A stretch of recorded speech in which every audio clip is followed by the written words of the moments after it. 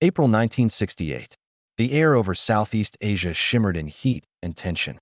At Nellis Air Force Base, Major Robert Hawk Ellison, one of the U.S. Air Force's most experienced test pilots, stood before something that should not have existed on American soil, a Soviet-built MiG-21F-13. The aircraft had arrived a week earlier under the highest classification. It was one of the few examples recovered through a complex chain of events: defectors, smuggled parts, and clandestine cooperation with a friendly Asian government. The operations codename was Have Donut. Officially, it didn't exist. Ellison had flown almost everything the U.S. inventory could offer: the F-4 Phantom II, F-105 Thunderchief, F-100 Super Sabre. He knew American engineering: massive, intricate, and expensive. The MiG-21, on the other hand, looked almost primitive. Small, needle-nosed, almost toy-like beside the towering Phantoms parked nearby. "Hard to believe this little dart's been giving our guys hell," one mechanic muttered. Ellison said nothing. He'd seen the combat reports: Phantoms ambushed over Hanoi, bombers shredded by unseen attackers that appeared on radar for seconds before vanishing into the clouds. The MiG-21, NATO reporting name Fishbed, had earned a reputation far beyond its size. The first briefing had been scathing. "Gentlemen," the colonel began, "you're looking at Soviet mass production, the flying equivalent of a Kalashnikov. Rough, simple, dangerous in the wrong hands. Our birds outclimb, outturn, and outshoot this thing. But in the hands of a good pilot, it kills." That contradiction fascinated Ellison. How could something that crude be that effective? He walked around the aircraft under the desert sun. Every line of it seemed deliberate. The intake cone housing the radar looked archaic compared to the Phantom's nose array, yet it made aerodynamic sense. One moving part controlling airflow across the entire speed range. The landing gear was spindly but functional. Rivets and panels looked uneven, but when he ran his hand across the fuselage, there was method in the roughness. Inside the cockpit, he felt as if he'd stepped back in time. Everything was smaller, tighter. The seat barely accommodated his frame. The instrument labels were in Cyrillic. The gauges looked handmade, but they were clear. There were no redundant systems, no superfluous switches. Where the Phantom's cockpit felt like a miniature office filled with electronics, the MiG's felt like a weapon: direct, minimalist, unforgiving. The flight manual, translated with difficulty by intelligence officers, was shockingly brief. The Soviets had reduced complexity to its essence: start, take off, fight, land. Maintenance crews were astonished that most panels opened with a single type of wrench. "It's like they designed it to be fixed with a hammer," one joked. But that was the point. Ellison knew the background. The MiG-21 wasn't built for luxury or long-range patrols.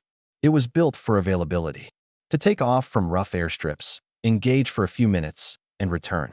Its lifespan in combat was measured not in years, but in sorties. Soviet doctrine didn't care if the plane was perfect. It just had to be good enough, easy to produce, and simple to replace. That night, Ellison couldn't sleep. He reviewed combat footage: F-4s bursting into flame, MiGs vanishing into contrails. He thought about American philosophy: each aircraft a flying computer dependent on maintenance crews, data links, and training pipelines that stretched across continents. What if the Soviets had designed something that worked not because it was perfect, but because it was simple enough to survive chaos? 3 days later, the order came. He was cleared to fly it. The pre-flight ritual felt alien. No checklist the size of a phone book, no hours of system warm-ups. The MiGs are -11 F-300 turbojet spun up like a turbine possessed, loud, uneven, raw. Instruments shook. The cockpit vibrated like a living thing barely contained by metal. He taxied out to the runway. The tower crackled. MiG-21, Nellis Tower. You are cleared for takeoff, and Godspeed. Ellison pushed the throttle forward. The aircraft lunged ahead, impatient, brutal, alive. He realized then, this wasn't going to be a flight test. It was going to be a conversation between two worlds. The MiG clawed its way into the Nevada sky with an urgency Ellison had never felt before. It didn't lift, it leapt. The acceleration pinned him to the seat, the shock cone trembling at the edge of the Mach barrier. Within seconds, the barren desert floor fell away, and he was climbing through 10,000 feet like a rocket. "Good Lord," he muttered. "This thing's got no patience." He'd flown supersonic jets before, of course. The F-4 Phantom was raw power encased in titanium. But the Phantom felt heavy, burdened by systems, controls, hydraulics, a machine that required discipline. The MiG-21, by contrast, was like a knife with wings. It demanded instinct, not procedure. Every movement of the stick translated instantly into motion. No lag, no dampening. It was almost too responsive, twitchy, even. One mistake, and it would punish you. But in skilled hands, it was sublime. At altitude, Ellison leveled off and ran the aircraft through standard test maneuvers, rolls, banks, climbs, dives. Each time, he was struck by the same paradox. The controls were crude, yet perfectly tuned to what a combat pilot would need in a 5-minute engagement. No wasted effort. No redundancy. He thought of the Phantom's complex radar systems, its radar intercept officer, the weight of electronics that made it both powerful and dependent. The MiG-21's radar, by comparison, was laughably small, a set of dials and needles that barely qualified as advanced. It could lock onto a target only within a narrow cone and a few miles range. But it worked well enough for Soviet doctrine, short, close-range intercepts guided by ground control.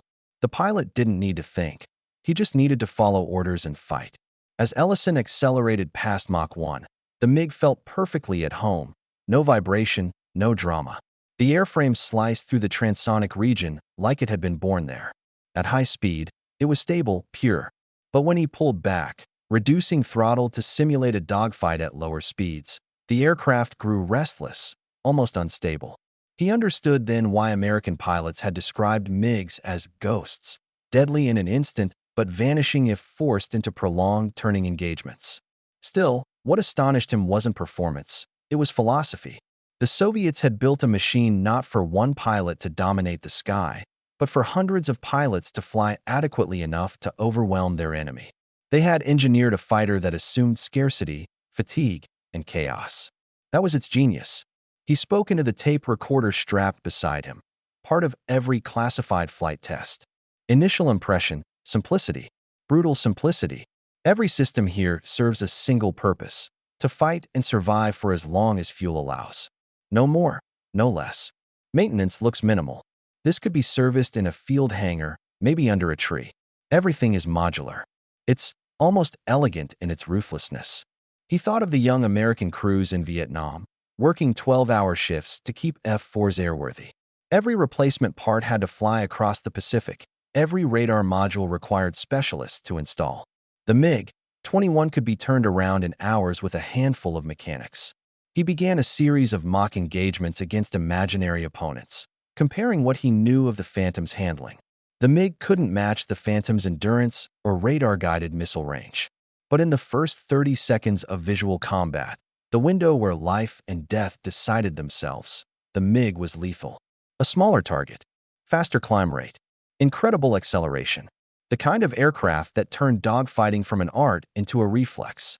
As he brought the MiG back down through 15,000 feet, Ellison thought of the reports from pilots over Hanoi. Engagements that lasted seconds, kills that seemed impossible. He saw it now. The MiG didn't need to be better. It needed to be good enough to appear, strike, and disappear.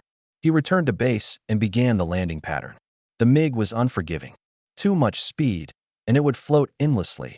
Too little, and it would drop like a stone. The delta wing that made it supersonic also made it treacherous at low speeds. Sweat trickled down his neck as the runway approached. He flared gently, praying to every god of aerodynamics.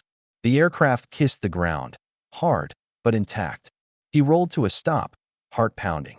As the canopy opened, desert air and the scent of jet fuel rushed in. Ellison exhaled and laughed quietly. "You little bastard," he said. "You're brilliant." Technicians swarmed the aircraft. Some looked disappointed, expecting glamour, finding simplicity instead. But Ellison wasn't fooled.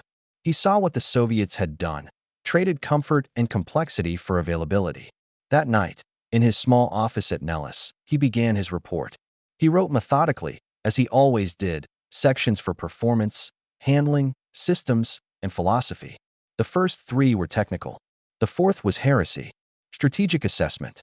The MiG-21 represents a fundamentally different design doctrine from American aircraft. U.S. fighters emphasize capability, multi-role flexibility, and technological dominance. The MiG emphasizes production rate, simplicity, and pilot interchangeability. It is designed not for one ace pilot, but for an entire air force of ordinary men. It can be maintained under primitive conditions, launched from rough strips, and replaced quickly. The Americans build aircraft for wars of precision. The Soviets build aircraft for wars of attrition. He paused. The last line felt dangerous, not politically, but philosophically, because he realized what it implied. Maybe both sides were right. Maybe both were wrong. He thought of Vietnam, of the endless sorties, the industrial weight of the American war machine, trying to force victory through tonnage, firepower, and technology. And yet, time after time, a handful of MiG-21s had defied it. Maybe simplicity was not the enemy of sophistication. Maybe it was its evolution.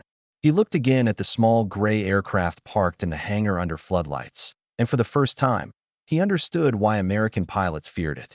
It wasn't just a machine. It was a message. When Ellison's full report reached the Pentagon, it caused a quiet, uncomfortable stir. Not because of anything sensational. There were no claims of secret Soviet superweapons or radical performance breakthroughs. What unsettled people was what wasn't there. There were no flaws to mock, no easy victories to claim. The MiG-21, Ellison had written, was a masterpiece of minimalism, a machine so brutally efficient that its very lack of sophistication became its greatest weapon. Weeks passed before anyone from higher command even acknowledged it. Then one morning, an Air Force general called from Washington. His tone was polite, but distant. "Major Ellison, good work on the evaluation. Thorough, well-written. But some of your conclusions, they may be overstating the point. Soviet engineering isn't superior, it's simplistic. That's not something to envy." Ellison replied carefully, "Sir, I'm not suggesting it's superior. I'm saying it's effective. There's a difference." The line went silent for a moment. Then the general sighed. "You've made your point, Major. We'll circulate the findings as needed." And the call ended. The report was quietly filed under Project Have Donut, its distribution limited to a handful of test centers and intelligence analysts. Officially, the findings were inconclusive. Unofficially, every pilot at Nellis knew Ellison's assessment had hit too close to home. He kept flying, but something had shifted in how he saw his own aircraft. Every time he stepped into an F-4 Phantom, he noticed the clutter, the complexity, the weight of systems designed to do everything: reconnaissance, interception, bombing, escort, yet dependent on endless logistics. It was magnificent, but fragile. The MiG-21, in contrast, wasn't magnificent at all, and that was why it worked. The uncomfortable truth. In the following months, Ellison was invited to brief several groups: engineers from McDonnell, Northrop, and General Dynamics. They wanted to hear first-hand impressions of Soviet design. The engineers listened as he described the cockpit: tight, intuitive, stripped of luxury. The fuel system: single-line feed, no redundancy. The engine: rugged, easy to replace, cheap to build. When he was finished, one of them asked, half joking, "So you're saying they beat us by being lazy?" Ellison shook his head. "No, they beat us by being honest. They built what war actually needed, not what we wished it needed." He explained what he'd come to call the philosophy of sufficiency. American design culture, he said, chased perfection. The Soviets chased enough. Enough power, enough reliability, enough simplicity for thousands of pilots and mechanics of varying skill to keep the machine alive in the field. That difference, he argued, was why the MiG-21 had become the most produced jet fighter in history. It could be built in weeks, flown by teenagers, and maintained in the mud. It didn't need to win every dogfight, only to keep flying long enough to exhaust the enemy. Some engineers nodded. Others looked unconvinced. One muttered, "Maybe, but that's not how we do things here." And that, Ellison realized, was exactly the problem. Vietnam and vindication. As the war dragged on, his observations proved prophetic.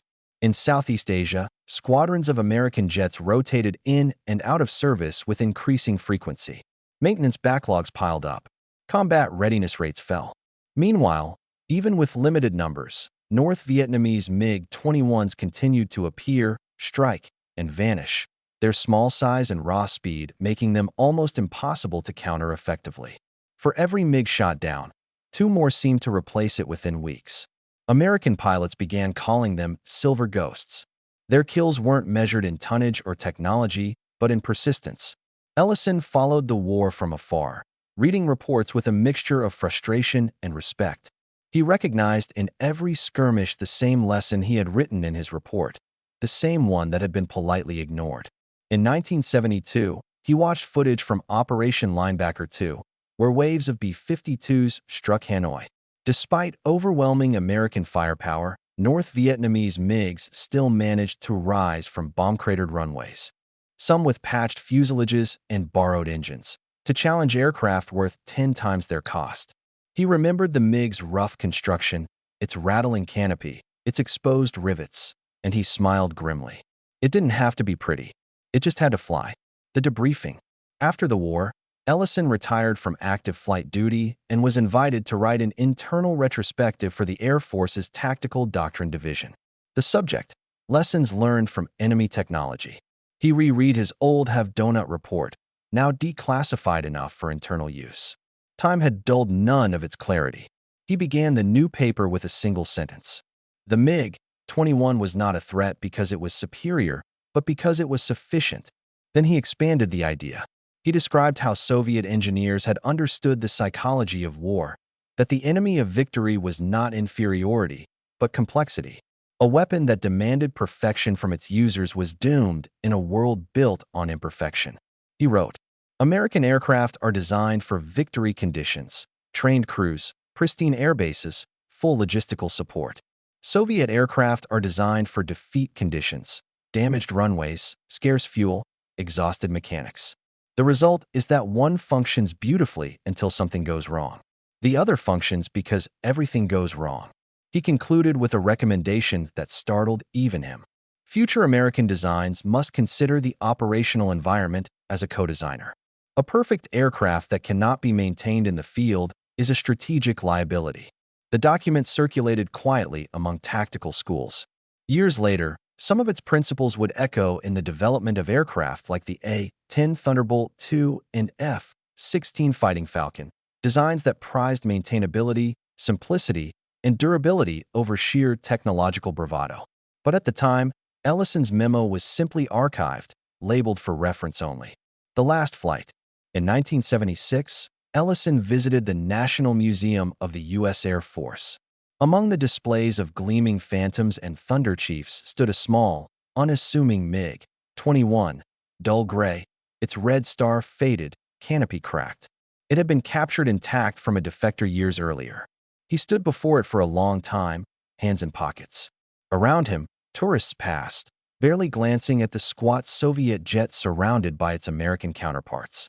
To them, it was an artifact. To him, it was a mirror. A curator approached, recognizing him from an old article. You flew one of these, didn't you? Ellison nodded. Yes, back when it scared the hell out of us. The curator smiled. Hard to believe this little thing caused so much trouble. Ellison looked at the MiG, at the rivets, the worn tires, the cockpit built for necessity, not comfort. He shook his head. Hard to believe? No. What's hard to believe is how long it took us to understand why. He thought again of his flight at Nellis, the violent takeoff, the trembling controls, the sensation that he was barely hanging on to something wild and alive. And he realized that the MiG's brilliance had never been about numbers or data sheets. It had been about philosophy. In war, he wrote once, complexity is the first casualty. Epilogue, the enduring lesson. Decades later, military historians would rediscover Ellison's report. In declassified archives, under a layer of dust, they found the original have-donut transcripts and his handwritten notes. His final paragraph became famous among aviation circles, a passage quoted in engineering textbooks and leadership courses alike. The MiG-21 was not built to impress engineers or generals. It was built to fight, fail, and fly again, faster than the enemy could recover. It was not the best fighter. It was the most practical fighter. In the calculus of war, practicality wins. By then, Ellison was long retired, living quietly in Arizona. When asked in an interview if he still thought about that day in 1968, he smiled. Every time I hear a jet engine start. Because that little Soviet bird taught me something I never learned in engineering school. That perfection is the enemy of endurance. He paused, looking out toward the horizon, where the desert air shimmered just as it had the day he first took the MiG into the sky. They told me it was a crude machine, he said softly. But sometimes, the crude ones outlast the clever ones. Because war doesn't reward brilliance. It rewards what works. And with that, he turned away, an old pilot who had learned the simplest, hardest truth of all. In the long war between elegance and endurance, endurance always wins.